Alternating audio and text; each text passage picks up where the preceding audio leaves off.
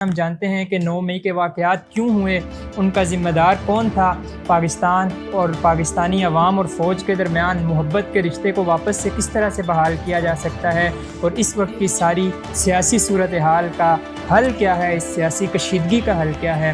نوجوان ہمارا نوجوان وہ بیگانہ نہیں ہے، صرف اس کے پروگرامنگ کی رکھی گئی ہے فوج کے خلاف، اسٹیٹ کے خلاف۔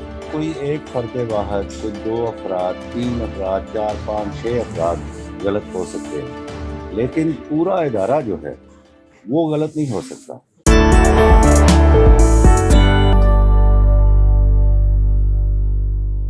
السلام علیکم، میں ہوں اسامہ اور آپ دیکھ رہے ہیں ٹین سٹی نیوز۔ ناظرین، اس وقت میں موجود ہوں نیشنل پریس کلب میں، جہاں پر آج پاکستان کی افواج اور شہدائے پاکستان کے ساتھ اظہار یکجہتی کے لیے کچھ نجی تنظیموں کے زیر اہتمام ایک کانفرنس کا انعقاد کیا گیا، جس میں اسلام آباد بر سے تعلق رکھنے والے مختلف سیاسی اور سماجی رہنماؤں نے شرکت کی، اور انہوں نے نہ صرف 9 مئی کو ہونے والے واقعات کی مذمت کی، بلکہ افواج پاکستان اور پاکستانی عوام کے درمیان محبت کا جو لازوال رشتہ ہے اس حوالے سے بھی گفتگو کی۔ تو کچھ رہنما ہمارے ساتھ موجود ہیں، ان سے ہم جانتے ہیں کہ 9 مئی کے واقعات کیوں ہوئے، ان کا ذمہ دار کون تھا۔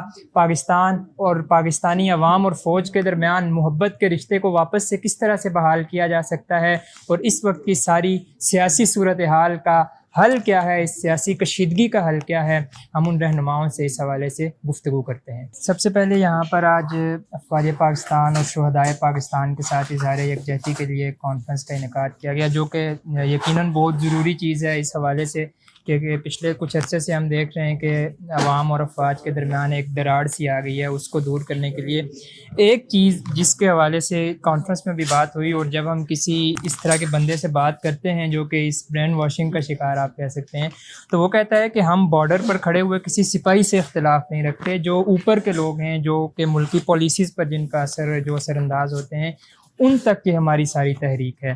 تو آیا یہ جو تحریک ہے، آپ کیا سمجھتے ہیں کہ کون لوگ اس کا شکار ہو رہے ہیں؟ کیا پورا ادارہ اس کا شکار ہو رہا ہے، یا صرف ان لوگوں کے خلاف کیسے یہ اسپیسیفکلی تحریک چلائی جا سکتی ہے؟ جی دیکھیں اسامہ، آپ یہ ایک سوال نہیں ہے، اس میں بہت سے سوال ہیں، میں کوشش کرتا ہوں کہ اس کو سم اپ کروں۔ پہلی بات یہ ہے کہ فوج جو ہوتی ہے وہ آپ کی محافظ ہے، اور وہ اپنی جان داول پر لگا کر اپنے ملک کی حفاظت کرتے ہیں، یہ ایک مجموعی بات ہے۔ اس میں کوئی ایک فرد واحد، کوئی 2 افراد، 3 افراد، 4 5 6 افراد غلط ہو سکتے ہیں، لیکن پورا ادارہ جو ہے وہ غلط نہیں ہو سکتا، اور پورے ادارے کو نشانہ بنانا اور تنقید کرنا اس کے اوپر اور اس کو غلط کہنا، یہ کسی پاکستانی کی طرف سے نہیں ہو سکتا، یہ کسی انڈین کی طرف سے ہو سکتا ہے۔ پاکستانی اگر یہ کرے گا تو اس پاکستانی کا محاسبہ ہونا لازم ہے، اور اس کے لیے آئین میں بھی لکھا ہوا ہے کہ افواج پاکستان کا مطلب کوئی ایک افیسر نہیں، ایک ادارہ، اس کے اوپر اس کی تضحیک یا اس کی توہین سے منع کیا گیا۔ اور اس میں آپ یہ بھی ذہن میں رکھیں کہ ٹھیک ہے تنقید کی جا سکتی ہے، لیکن ہمارے جو حالات ہیں اس میں ہمارے پاس ایک ہی ادارہ بچا ہے۔ آپ نظر ڈالیں نا پاکستان کے باقی اداروں پہ، صرف ایک ادارہ بچا ہے جو نہ صرف ملک گیر ہے، بلکہ یہ ایک بانڈ ہے، ایک جوڑ ہے۔ یہ پاکستان کے اندر بھانت بھانت کی بولیاں بولی جاتی ہیں، اور ان سب بولیوں میں ایک بولی جو ہے وہ فوج کی، لہٰذا یہ ہمارے اتحاد کی علامت ہے، ہماری حفاظت کی ایک ضامن ہے۔ ایک بات، دوسری بات کہ جو شہداء ہیں، شہداء کے حوالے سے بھی بات ہوئی۔ شہداء کے اوپر میں نے کانفرنس میں بھی عرض کیا کہ ہم تو وہ لوگ ہیں جو ایک عام قبر جو ہے اس کا بھی احترام کرتے ہیں۔ ہم قبرستان کے پاس سے گزرتے ہیں تو سلام کرتے ہیں، السلام علیکم یا اہل القبور، ٹھیک ہے، یہ جائے کہ ہم کسی شہید کی یادگار ہو جس نے عین جوانی میں جام شہادت نوش کیا۔ 18 سال کے ینگ، آپ جیسے ینگ نوجوان جو ہیں، ادھر کمیشن لیا یا فوج میں بھرتی ہوئے، اگلے سال شہید ہو گئے، تو کیا اب ہم ان کو جا کے مطلب کہ وہ کوئی پاکستانی یہ نہیں کر سکتا۔ اس میں بیرونی ایلیمنٹ بہت زیادہ شامل رہا، جس نے سیاست کا لبادہ اوڑھا۔ حکومت نے اور باقی جو جتنے بھی ہمارے ادارے ہیں، انہوں نے ان سارے واقعات کا ملبہ ایک تحریک انصاف پر اور عمران خان صاحب پر ڈال دیا. تو عمران خان صاحب نے اس حوالے سے یہ کہا کہ فوج میری ہے، ملک بھی میرا ہے، اور انہوں نے یہ بھی کہا کہ ہمارا اس واقعات سے بلکہ جو لوگ ان واقعات میں ملوث ہیں ان سے بھی ہمارا کوئی تعلق نہیں ہے. تو اگر وہ بھی ان کے ساتھ تعلق سے انکار کر رہے ہیں اور باقی لوگ تو ظاہر ہے کہ باقی تمام جماعتیں حکومت میں ہیں، تو پھر یہ تیسرے وہ کون سا گروپ ہے جو کہ افواج پاکستان کے خلاف اتنی سنگین حد تک گیا؟ جی بالکل، دیکھیں دو چیزیں ہیں. ایک تو فالس فلیگ آپریشن ہوتے ہیں. جب ایک ہنگامہ ہو رہا ہوتا ہے نا، اس میں آپ کسی کے چاہے آپ سیاسی پارٹی ہیں، آپ لیڈر ہیں، آپ بڑے مقبول ہیں، لیکن جب 1000 افراد ایک ہنگامہ آرائی میں شریک ہے تو آپ نہیں جان سکتے کہ یہ سارے میرے لوگ ہیں. ان 1000 میں سے 150 لوگ کوئی تھرڈ پارٹی بھی آ کے شامل ہو سکتی ہے. اب تھرڈ پارٹی میں دیکھیں، اگر ہمارے گھر میں ہنگامہ آرائی ہوگی تو سب سے پہلے اس کا فائدہ کون اٹھائے گا؟ بھارت اٹھائے گا. مودی سرکار کی ساری چیزیں ہمارے ساتھ، ان کی مودی کی تو بیس ہی جو اس نے سیکنڈ ٹرم کے لیے بھی پاپولیرٹی حاصل کی، وہ پاکستان کے خلاف جنگوازم کو ہوا دے کر کی. سب سے پہلے ووٹ ہے. اور آپ دیکھ لیں 9 مئی کے روز سب سے زیادہ چیزیں بھارتی میڈیا میں آ رہا تھا اور ہمارے اوپر تنقید کر رہا تھا. تو جو ہماری حکومت اور ہماری فوج ہے اس کے حوالے سے میں یہ ضرور، جو آپ کا سوال ہے، عمران خان صاحب پاکستانی ہیں 100%. پاکستان کے لیے انہوں نے بڑا نام بھی کمایا، پاکستان کا نام روشن کیا. عمران خان صاحب سے کچھ غلطیاں ہوئی ہیں، یہ وہ خود بھی مانتے ہیں اگر آپ ان کی ساری تقریریں سنیں. اب مسئلہ یہ ہے کہ جب وہ کہہ رہے ہیں کہ میں ان کی حمایت نہیں کرتا، تو یہ بات تسلیم کی جانی چاہیے. حکومت کو، افواج کو یہ بات توجہ دینی چاہیے. عمران خان صاحب کو ایک موقع اور دینا چاہیے. ان کو بالکل دیوار کے ساتھ نہ لگائیں، کیونکہ عمران خان صاحب کی مقبولیت ابھی بھی موجود ہے، اور وہ سارے لوگ جو ہیں وہ اس طرح کے نہیں ہیں جو یہ 9 مئی کو ہوا. ان میں سے کچھ لوگوں سے غلطیاں ہوئیں، ان کو پراسیکیوٹ کیا جا رہا ہے. باقی کو آپ لیول پلینگ فیلڈ دیں، وہ بھی آسانی سے سانس لے سکیں، وہ بھی آسانی سے باہر آ کے سیاسی ایکٹیویٹی کر سکیں. اگر آپ ان کو زیادہ دبائیں گے تو اس کے مضر اثرات برآمد ہوں گے، کیونکہ بہرحال ان کے ساتھ کروڑوں لوگ موجود ہیں، یہ فیکٹ ہے. اب یہ جس طرح سے برین واش آپ جسے کہہ سکتے ہیں کہ نوجوانوں کا کر دیا گیا ہے، اور نوجوانوں کو پاک فوج اور نوجوانوں کے درمیان ایک جو دیوار تھی وہ حائل کر دی گئی ہے، اب اس دیوار کو ختم کرنے کا کیا طریقہ کار ہے؟ دیکھیں، نوجوان ہمارا نوجوان ہے، وہ بیگانہ نہیں ہے. صرف اس کے پروگرامنگ کی کر دی گئی ہے فوج کے خلاف، اسٹیٹ کے خلاف.